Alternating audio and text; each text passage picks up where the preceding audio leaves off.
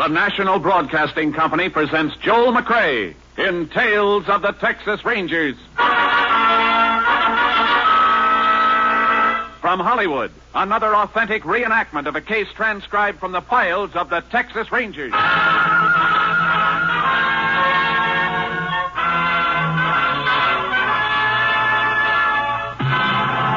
of the Texas Rangers, starring Joel McCrea as Ranger Jace Pearson.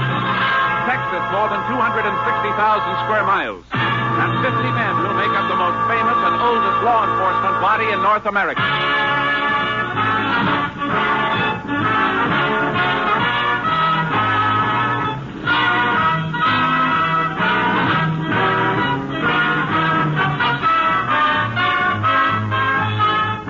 Now, from the files of the Texas Rangers come these stories based on facts. Names, dates, and places are fictitious for obvious reasons. The events themselves are a matter of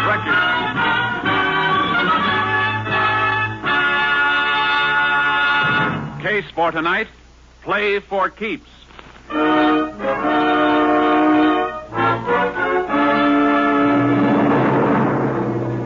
At 5 minutes past midnight on December 12th, several years ago, Sheriff Bob Smithers of Bradshaw County, Texas, staged a raid on a gambling establishment located on a country road. But there were no patrons in the house, and the sheriff's face grew dark red as he and the local constable failed to find any evidence. There's nothing in the upstairs room either, Sheriff.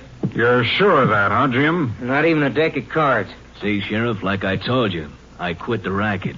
Yet this is the fourth time this year you rousted me out of bed. I know you're operating, Walton, and I'm going to get you for it.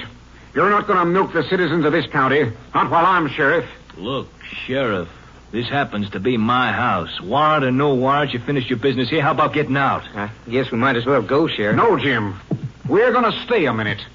I want to talk to Walton, and you. About what? I was sure of this raid tonight, Jim. Dead sure. Just like I've been sure the last 3 times, because only you and me ever knew about 'em.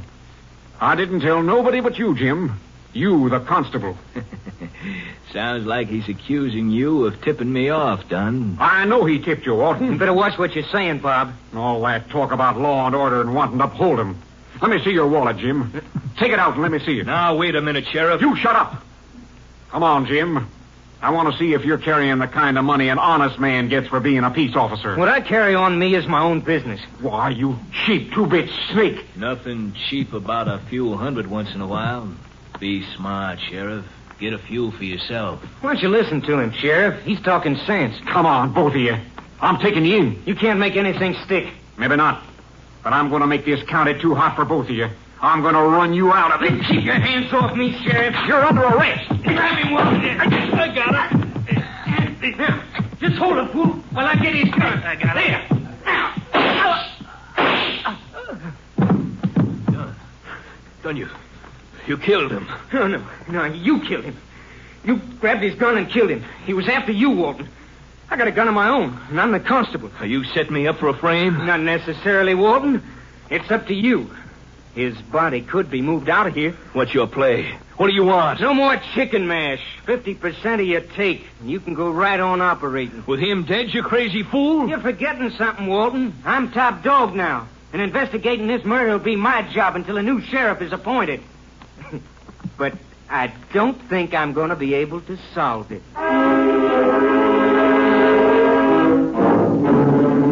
The body of Sheriff Smithers was found the next morning, dumped in a ditch by the side of an old wagon road. During the next few days, Constable Jim Dunn conducted a seemingly honest but fruitless investigation, even following the efficient peace officer's routine of making use of the state lab facilities at Austin. But citizens of Bradshaw were not satisfied, nor was the editor of the Bradshaw Times. Clippings of his editorials were on file with Captain Stinson of the Texas Rangers, and the captain sent for Ranger Jace Pearson. You want to see me, Captain? Yeah, Jace, sit down. There's no acting sheriff appointed by the court of Bradshaw County here, Jace. I think you better take over. About the killing of Sheriff Smithers? Mm-hmm. I'd like to. I knew Smithers. See, that's right. You worked with him about 5 years ago. When he first took office. Cleaned that county up in 3 months and cleaned it good. Well, it doesn't look like it stayed clean, Jace. Not according to this editorial clipping from the Bradshaw Times. I've read it. It's going to be a tough one, Jace. No clue to the killer, and the trail has had a couple of days to cool off. Well, then I'd better get going before it gets any cooler. You'll hear from me. Jace, Yeah, Captain. I just want to remind you, whoever did it doesn't hesitate to kill a man wearing a badge.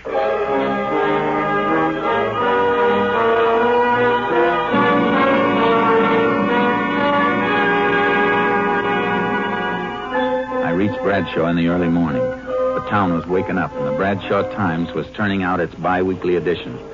I went in to see the editor, Frank Carlin. So you read my editorials, huh? Well, I'm glad to know somebody's reading. Yeah, you got readers, all right. People been clipping them out and mailing them into our headquarters.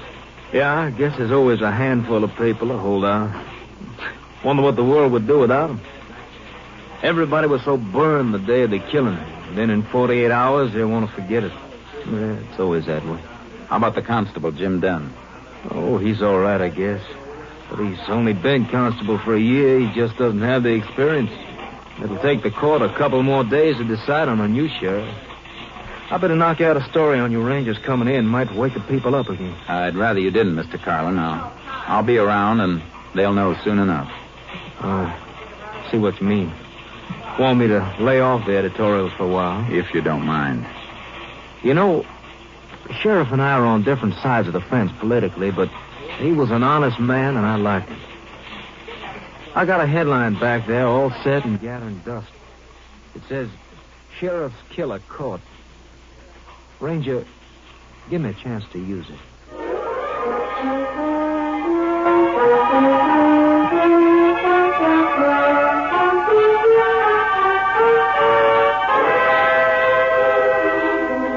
I found a place to park my horse trailer and put charcoal in the pasture. Then I headed for the constable's office and met Constable Jim Dunn.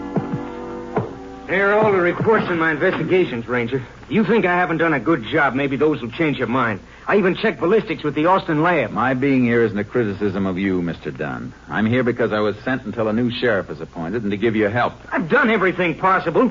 I've questioned almost 100 people. I've checked alibis on more than a dozen possible suspects. It's all there. Yeah. Everything's here. Everything except the murderer. And that's the only thing I'm interested in seeing, Mr. Dunn. A little cooperation between us might clean it up. I'm sorry I blew, Ranger. It's been getting under my skin. This murder could have been committed by anybody. Some bum from a hobo jungle, some drunk, anybody. We can't arrest anybody. We've got to arrest somebody. Somebody definite.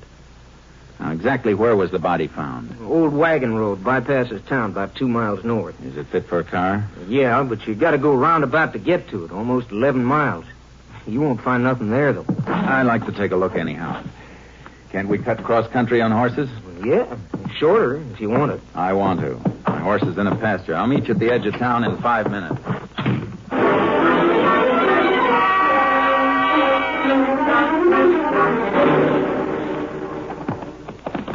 The body was found just a little further on. You can see the road now. Not much of a road left. No use for it anymore. The sheriff must have had some reason for using it if he came way out here. Here we are. Oh, boy. Oh, charcoal. Oh, boy. The sheriff's car was found right over here by the side of the road. Where was he? Lying right beside it. Been dead about 7-8 hours when he was found. Who found him? Cowpoke looking for some strays. That's lucky. Otherwise, the body might have been here for a few days or even weeks before somebody came across it. Yeah. You get pictures of the position of the car and the body? Of course I did. Anything else? Yeah, any exhibits, casts of footprints, anything like that? No. When I got the call, I brought a bunch of men out with me. I was excited, and I didn't think to stop them from tramping around. I can see why you'd be upset. Well, if there was anything to find, it's a cinch it isn't here now. Weather would have wiped it out if your men hadn't. You want to go back to town? Yeah. I want to look at the car. Get up, boy. Get up. Get up. How about the exhibits from the sheriff's body? I sent the bullets and the gun in. Your lab checked it. Verified it was the sheriff's own gun. I'm talking about the clothes he was wearing. You got those, haven't you? Sure I got them. I got all the evidence there was. Well, you should have sent it all in. I want to look at that stuff, too. Well, let's step it up. Come on, Charlie. Get up.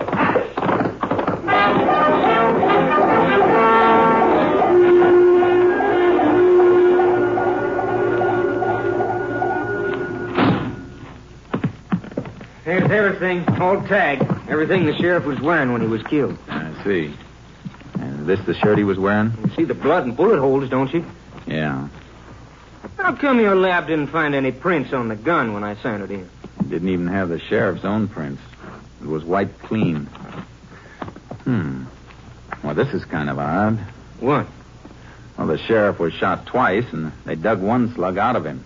The other one passed clean through. Yeah, according to the coroner's report, one slug hit his collarbone. That stopped it. Yeah, that's what I mean. The course of the bullets. Both shots fired into the left side, just above the kidney. But the one that came through came out the right side of his shirt collar here, right through his neck. What about it? It's a funny course for a bullet to take, unless the man who fired the gun was lying down and fired up at the sheriff. Yeah, that's what I figured, too. They must have had a fight for the gun. He got it, but the sheriff knocked him down and... No, that isn't the way it happened. How do you know? Because the sheriff wouldn't half turn his back on a man who'd just taken his gun. Besides, these powder burns show the gun was being held right against the shirt when it was fired. What do you think happened then? Well, the sheriff must have been in some position where he was bent over forward, which he wouldn't be unless somebody was holding him in that position. Here, stand in front of me for a minute. Now, you're back toward me. What are you going to do? Slip one hand under your arms and then up behind your head in a half Nelson and twist your other arm behind you in an arm lock. Then bend you over forward like this. The sheriff was held like I'm holding you now. The bullets were pumped into him. See what I mean? Now, that's just a guess. It's a guess I'm going to back up. And if the sheriff was held in a half Nelson and an arm lock, it tells us something else. That there were two men in on the murder. Unless the killer had three hands and used the third one to fire the gun. That's pretty smart figuring, Ranger. Only because it's the kind of figuring I've been doing for a long time. These the photos that were taken at the scene? Yeah, the sheriff's body in the car. The body moved any before these were taken? Nope. Car was right there, with the sheriff flat on his face beside it. And less than 2 feet away from it. His right side toward the car. Yeah. The bullet that passed through the sheriff came out on his right side. That means it should have hit the car. But there's no mark. I don't see that helps us any. It helps plenty, Dunn. It tells us the sheriff wasn't killed out there. He was killed someplace else and brought out there.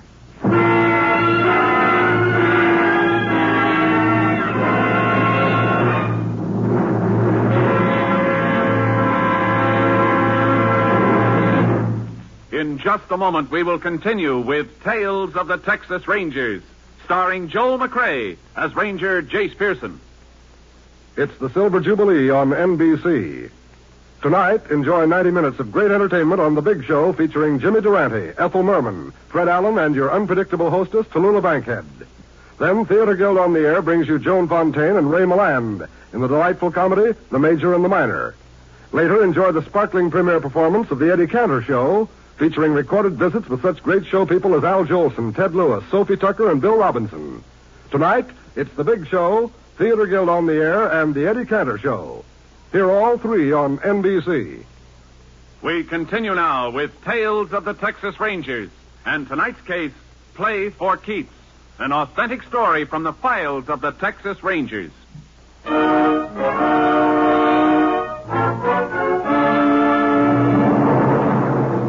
I knew that Sheriff Smithers had been killed by two men, and that his body had been moved after the killing, but it wasn't nearly enough.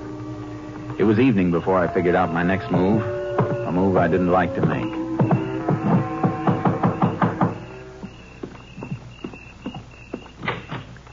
Evening, ma'am. Remember me?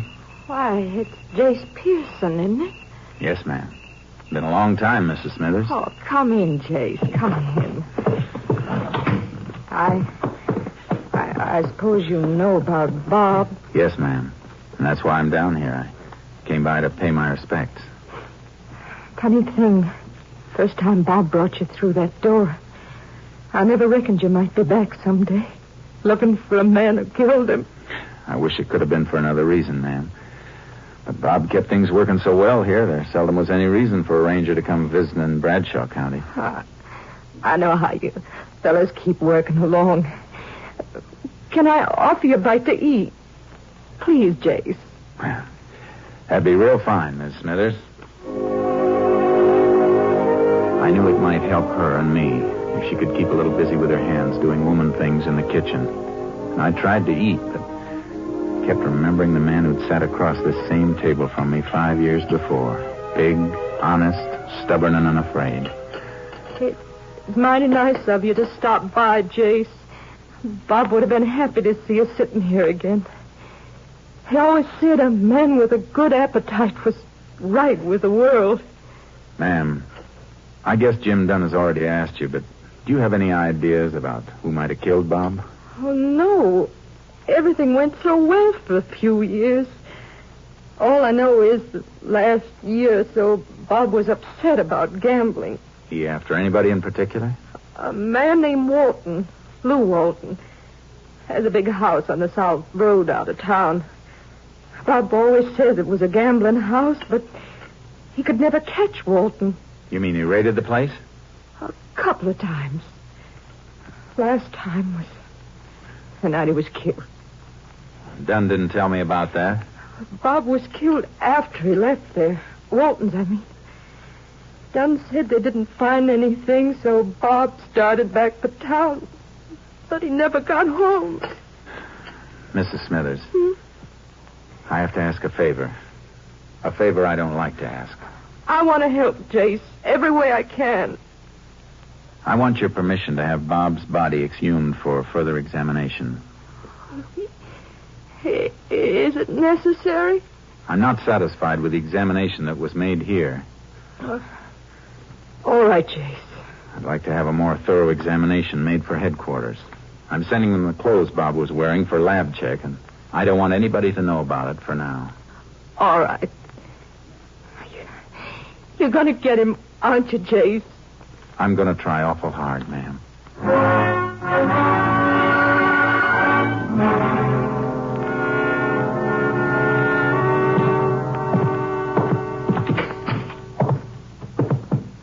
Well, howdy, Ranger.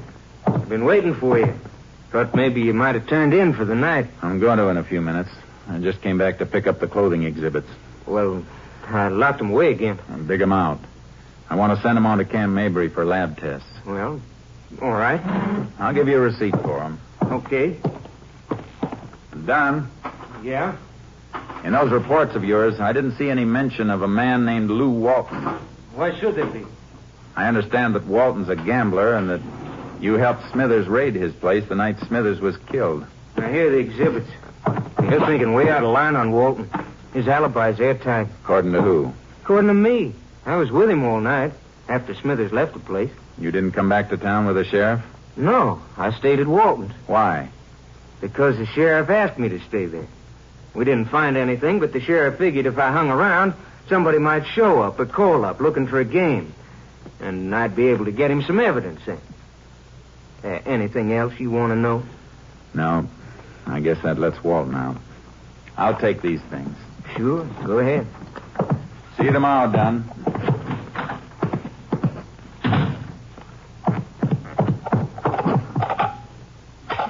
Number, please. Oak Hill, 243. Moment, please.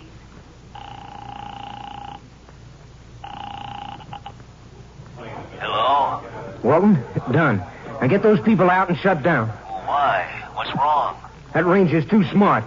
I tried to make things look good for myself, and, well, I guess I made him look too good. Well, how much does he know? All he's going to know. Now, you just close down and stand pat until he wears himself out.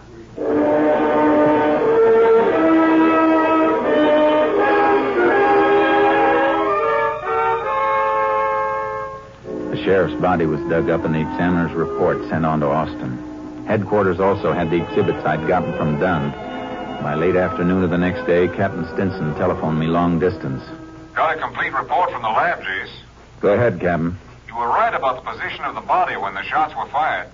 Autopsy report shows the organs were pierced in a manner that'd be possible only if the sheriff were bent over forward. Good. Anything else? Yeah. That shirt you sent up. Lab thinks Smithers was killed indoors. Why? Some lint stuck to the blood and held when it dried. Analysis indicates it comes from a fabric used in expensive carpeting. Violet color. Thanks, Captain. That may be enough to wind this up.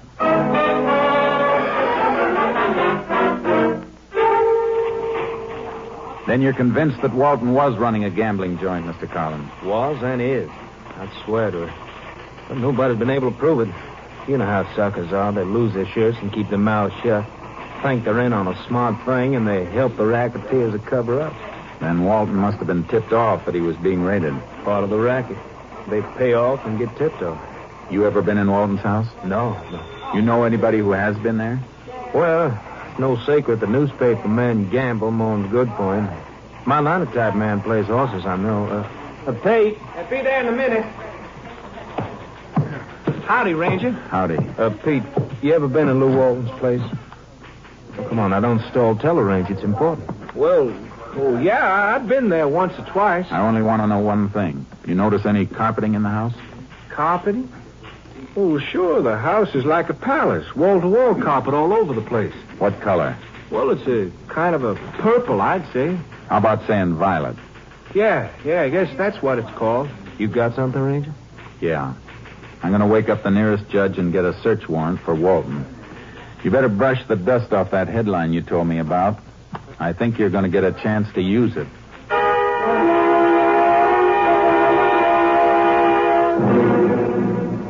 I was wondering when you get around to me, Ranger.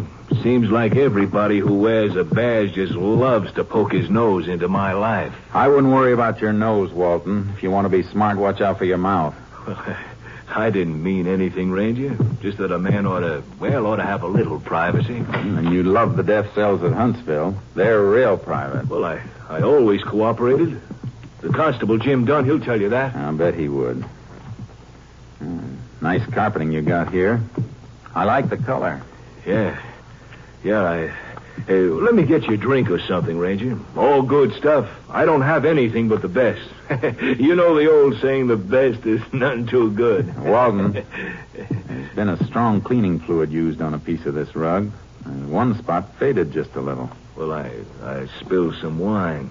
I had a party one night. The night the Sheriff Smithers was here last? No, before that. Oh, that's right. I forgot. Nobody was here the night Smithers came.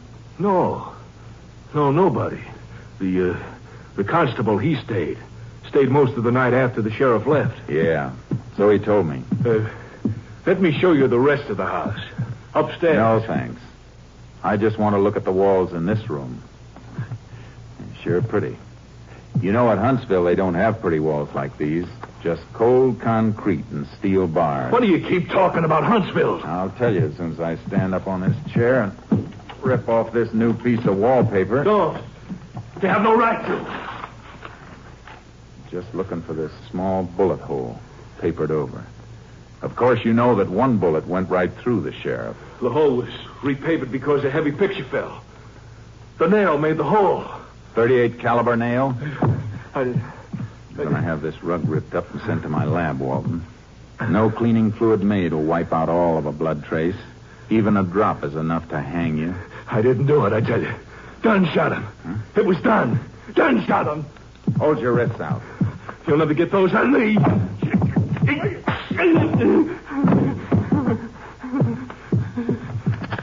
You bet wrong this time, gambler. Now get up. I'm taking you in.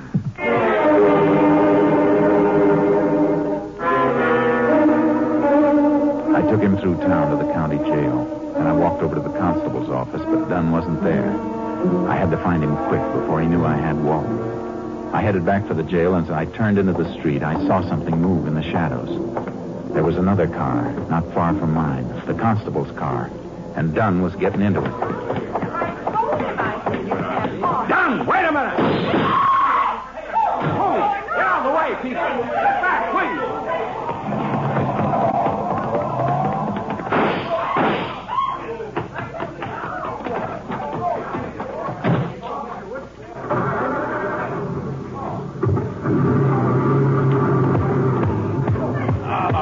Punctured my tires. Unit 10 to KTXA. Unit 10 to KTXA. KTXA to Unit 10. Go ahead, Unit 10. Unit 10 convinced Constable Jim Dunn is subject sought in killing of Sheriff Smithers, Bradshaw County. Attempting getaway headed north on State Highway 19 from Bradshaw. Alert Highway Patrol and all units for complete roadblock of area. Order no further radio communication. Subject in Constable's marked car equipped with shortwave receiver. Will do, Unit 10. Unit 10's car out of commission. Will attempt to commandeer another car for pursuit. Unit 10, 10-4. KDXA, Austin.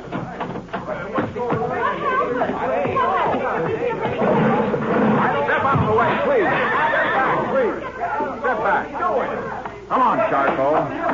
Let's hope Dunn heard that call. Come on, get up. Get up! Get up, Charcoal! Come on! Get up!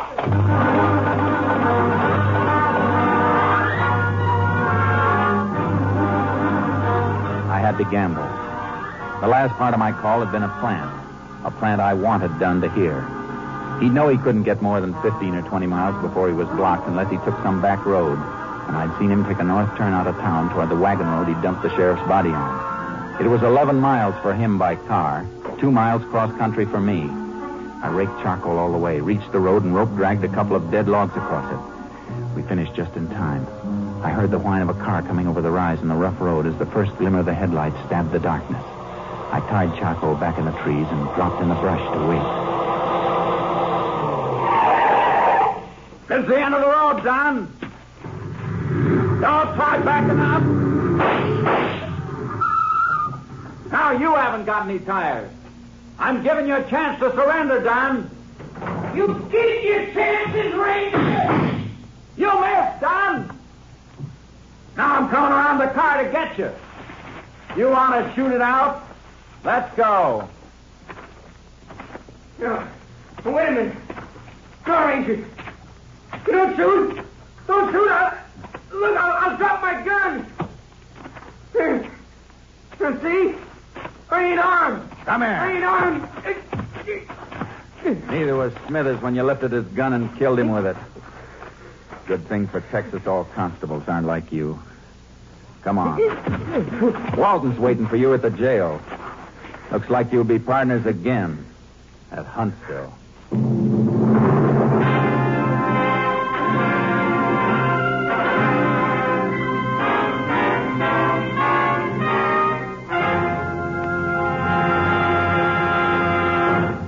The following week, the headlines of the Bradshaw Times read, Sheriff Killers Caught.